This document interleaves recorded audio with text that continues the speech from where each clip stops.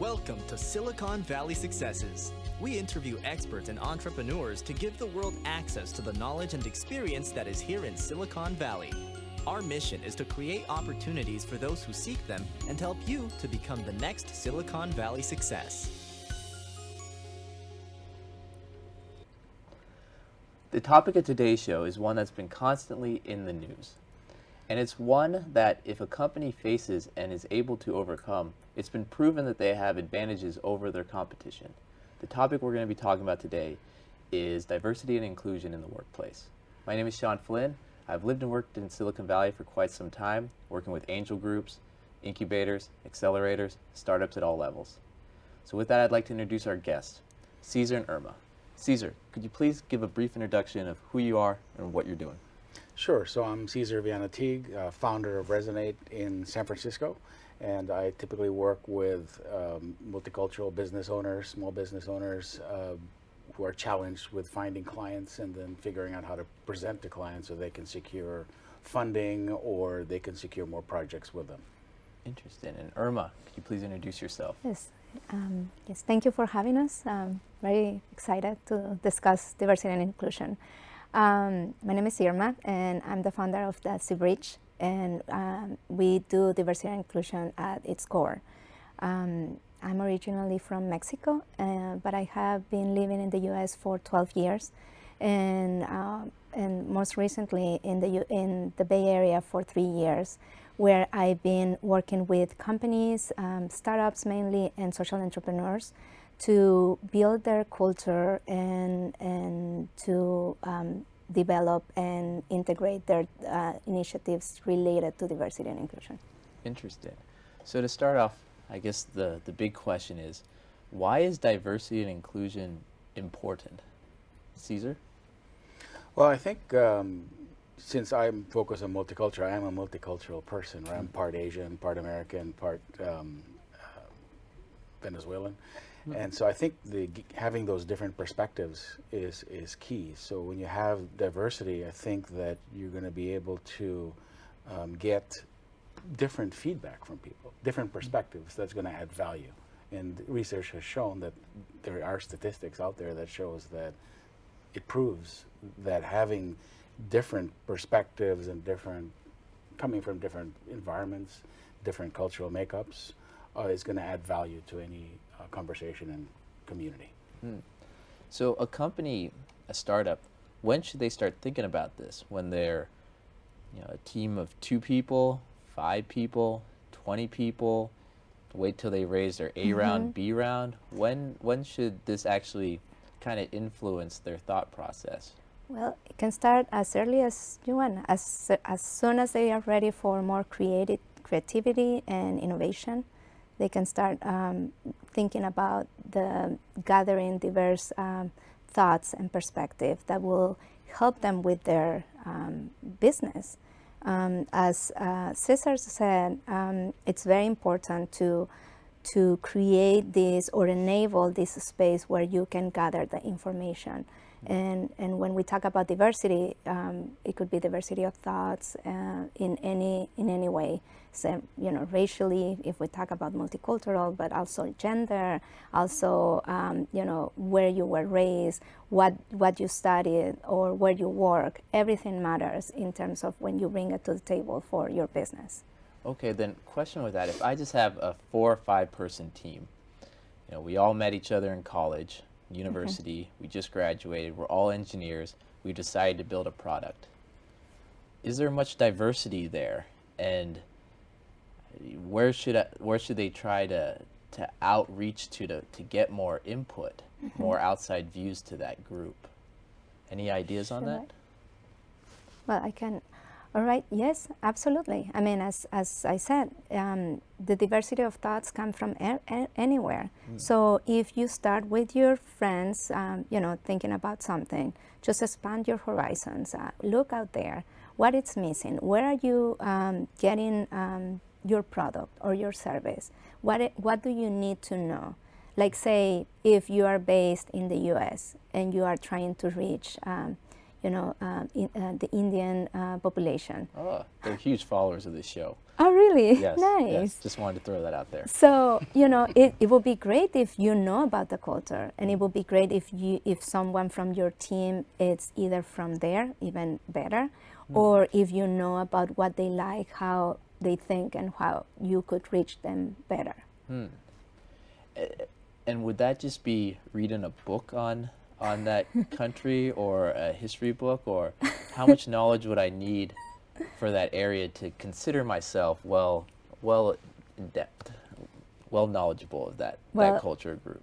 As almost everything, it comes with experience, not from the books. I mean, the book can teach you maybe a little bit about the language, a little bit about what they do, what they like, but it's really interacting with each other where we learn the most. I've been seeing a lot of value added to a company when it really expands their perspective with different cultures and people. And there are huge examples with very successful companies. Like, for instance, if we talk about CEOs, the CEO of Google, Sundar Pichai, he's from India. Or if we talk about Elon Musk, who owns several companies, he's from South Africa. Or the former CEO of PepsiCo, she's a woman. Her name is Indra Nooyi, and she's from India as well. So you can see how their perspective have enabled their company, and it cascades down. Well, what about early stage companies, early stage startups? Do you find that maybe there's less minorities that are starting startups in Silicon Valley, or they have challenges when they're here versus, how is that ecosystem?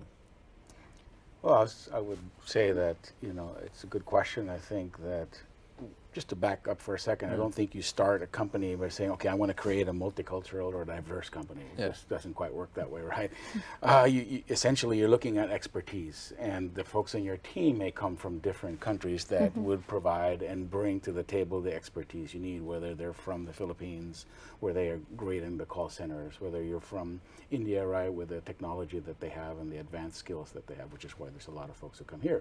But the bottom line is everybody comes here to Silicon Valley because of the fact that this is where the money is at, right? They come here, right? And so some of the work that I'm doing at my work, for example, currently I'm working at a startup and based in San Francisco that's in a co-working space called Galvanize, right? Pretty well known. Could you talk about a little bit about the startup that you're working Sure. with? Yeah, so it's in the co-working space based there, and because your question was spot on, I think within Galvanize, a 5-floor building, you have Google Launch, you have IBM, they have a school on the 3rd floor that's, that I think they just bought HackerOne. And so there's just, I'm hearing every day Norwegian, German, Russian, Indian, I'm hearing all kinds of languages, right? Yeah. And the teams within the building and the synergies are great. And I think there's something to be said there for that. Now, the company that I'm helping specifically is called Meeting Pulse. And what does Meeting Pulse do?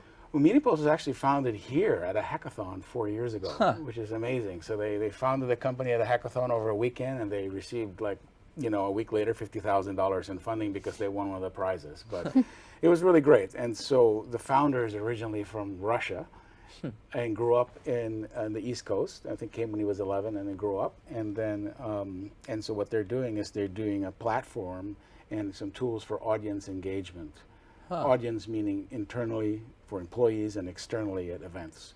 And so you use your mobile phone, you can use an iPad, and so this is what they're doing to expand and essentially increase communication and collaboration between the teams. Okay. And one of the aspects that they just released is this translation feature. So if you're you're the CEO of the company or you're the leader of a team, and typically most teams are working virtually now, right? Yeah. No secret there.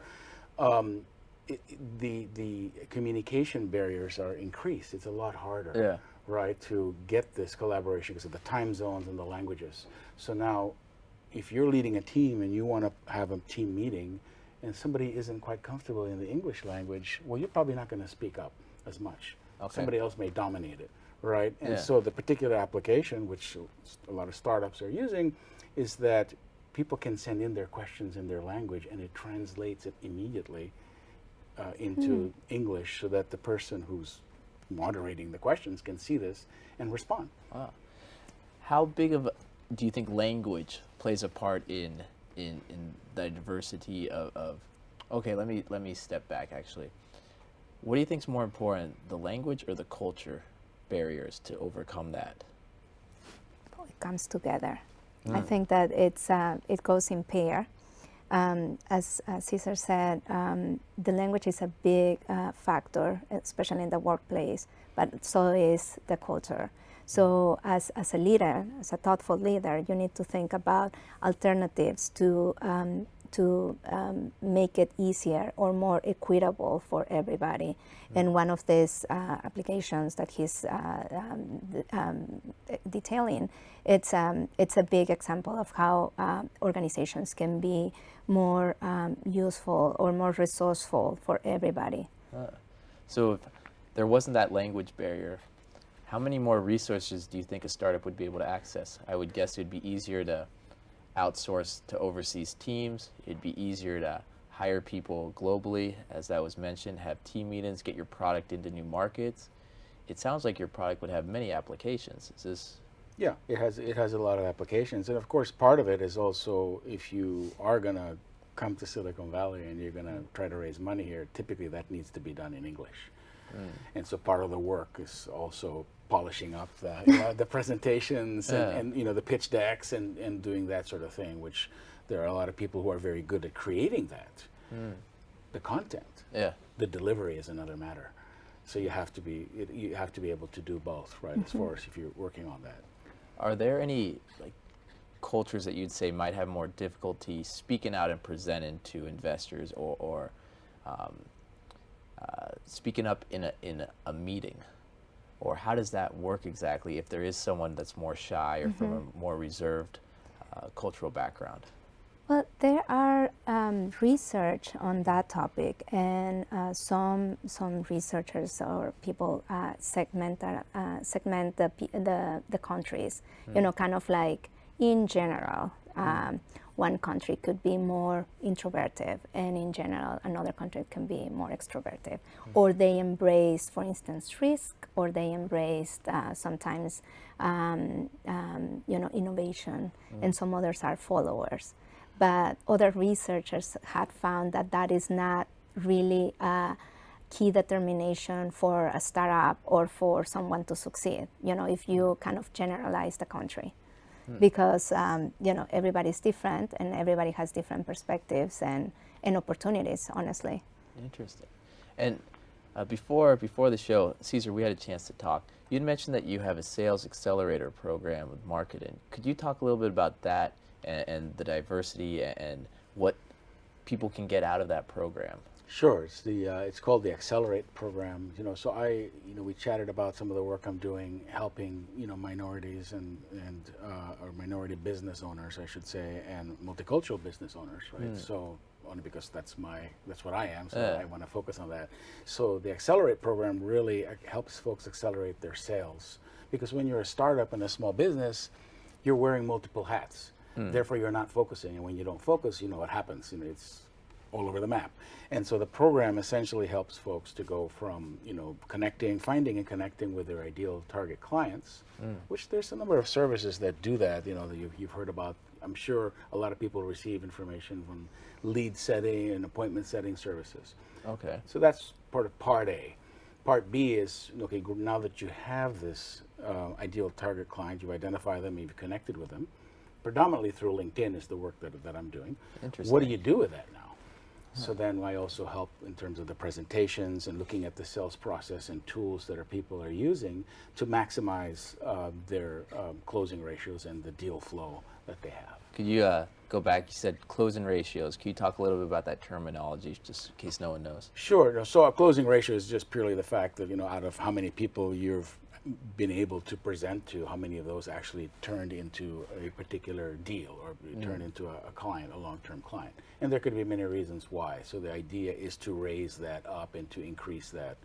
And there's many sides of how to do that. So that's part of the Accelerate program, where we're helping a company with that aspect of it, plus some other social media work, such as posting videos relevant to the company and that sort of thing. So that's why it's an Accelerate program. So the videos that are posted, the sales training, is it tailored for different ethnic groups?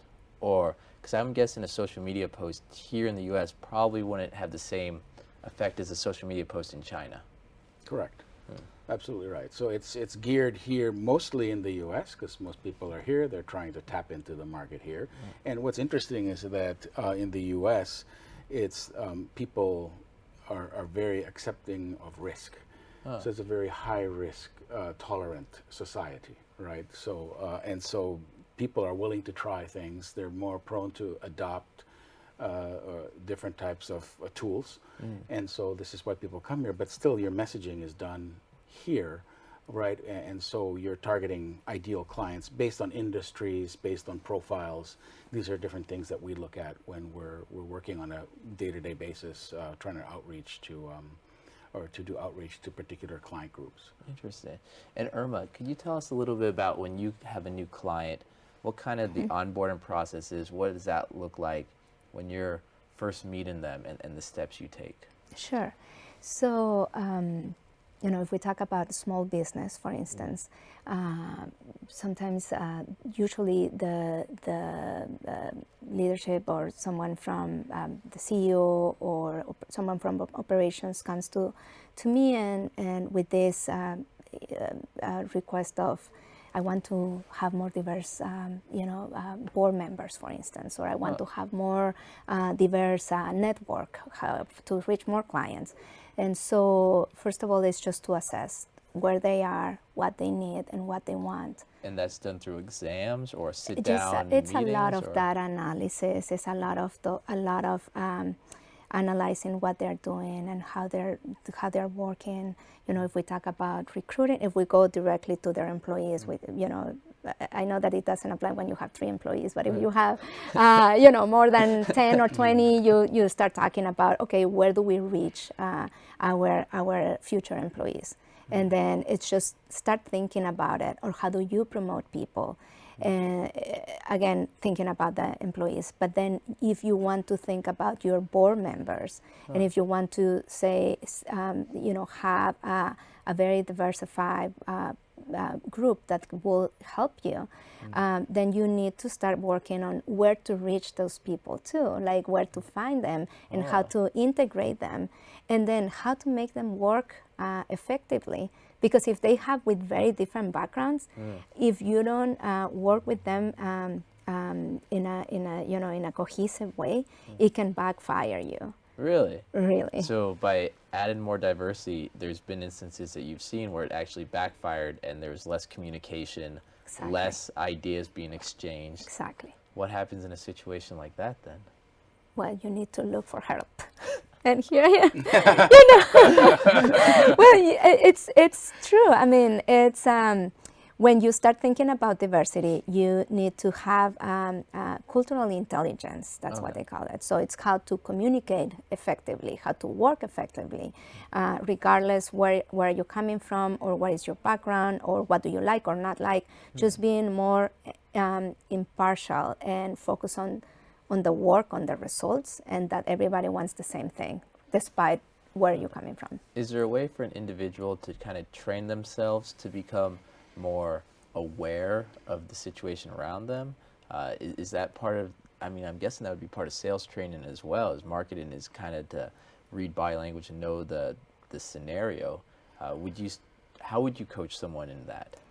Either, yeah. I think that it starts for self-awareness. And then from there, everything is possible. But you need to be aware of where you are, who you are, and then what you want and how you present to everybody, to the rest of the world, right? And as a leader or someone that is leading a group, a company, you need to think even farther away. Not only about yourself and what you present and what you show to your company, but also what do you want from your employees and how do you lead them? Interesting. Yeah, and not everybody's comfortable doing that, right? So I mentioned earlier about the multicultural piece. And we were chatting about that. English is not necessarily the first language of a lot of people, right? I think some 45% of Silicon Valley founders are immigrants, right? Really? That's, I didn't know. mentioning Wow. some names, and it's a pretty high stat. But not everybody's comfortable in presenting. If you have to be here, you have to present to clients, you have to sell yourself, you have, right? You have to pitch to audiences and panels. How are you going to do that? So that's part of the work that I do, and she does other aspects of that with helping folks whose English is not their first language.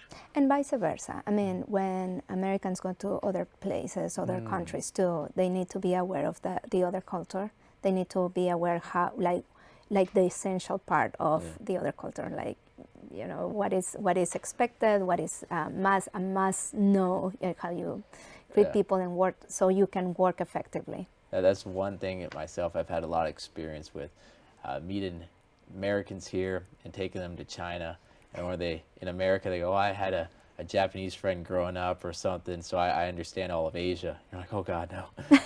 Exactly. Don't sit too close to me during any meetings.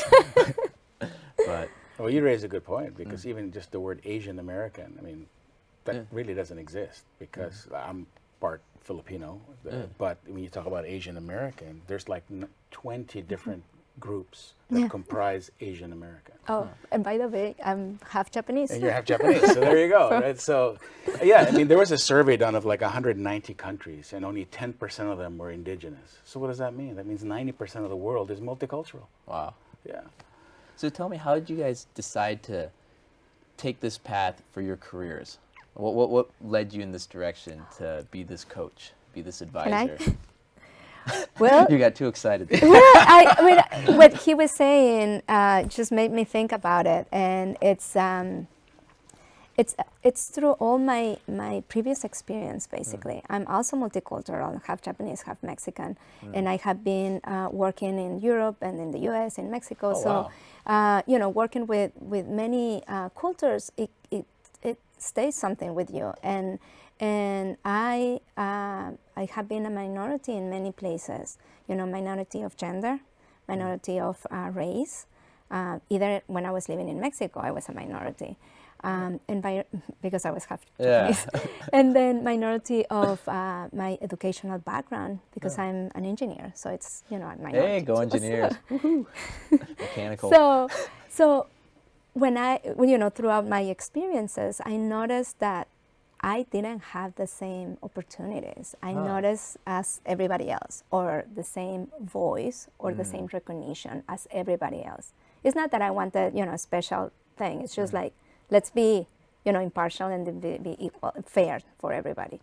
So it led me to start noticing these patterns, and eventually, you know, there is a whole bunch of people studying and working on this, luckily, on diversity and inclusion. And it got me very excited, because it got me to my core and how I can help, because I have been there. So leaders and organizations need these tools, and because everybody has the same intention, right? The good intention, but sometimes we're not aware. So I want to be the tool, that enabler for making people succeed. Ceser, did you have a similar experience? Yeah, so, you know, similarly, I like to be the catalyst for somebody else in terms of helping them to raise their awareness, because you mentioned that earlier, that's really where it starts, right? So there's some tools out there like the Johari window that we look at. What's the Johari window? It's basically from two scientists that they share the name Joe and Harry, and they put their name together. It's a Johari window, and it basically helps you identify, you know, your blind spots. And really? Then again, it's kind of tough to identify a blind spot if you're not aware of it. So it's all about raising awareness from there, and then really just, you know, working with folks to see, you know, what's going on with them. You know, where are their, you know, limitations in terms of the cultural intelligence. You know, they call that the CQ, the cultural intelligence. How can you raise that with your communication when you're communicating with employees or with customers? You really have to factor in a lot. There's a lot of things that you have to take into consideration, and beware of your assumptions. Because you know what happens when you assume. Makes sense. Exactly. So we have to be Thank God, careful. no of that. editing on that one. So yeah, so and I've been guilty of that myself, right? And so going into another country, and even though I have experience from different countries, and I've worked in different countries, and I've done training and coaching around different parts of the world, I'll still make mistakes because I assumed that it's just like back in San Fran, and people do it this way. Okay. For some little things, even as like the respect for timing. Huh. Each country views, different people, different cultures view different things with respect to time, Yeah. with respect to relationships. What percentage, or I'm just throwing this out there, of deals or opportunities do you think businesses miss because they don't understand the culture that they're trying to work with? It's a super question. It's a super question. I don't think that there is a right answer there, but there is a lot of missed opportunities, and you see it every day. Even in not even saying in organizations and in your daily interactions, because you assume one thing, and it's really not. You maybe miss a good friend, or maybe miss a good a food or movie or something. So it applies to everything. Yeah. So, and the mode of communication, also it's the mode of communication as well. So when you're talking with somebody in person, by phone, by email, it's the email that gets you in trouble, especially because of that lack of the body language and the things as far as the communication goes, right? So if you're a leader of a startup, if you're working on that, it's another thing you have to think about. Interesting. So I want to highlight what you said about the spot, the blind spot.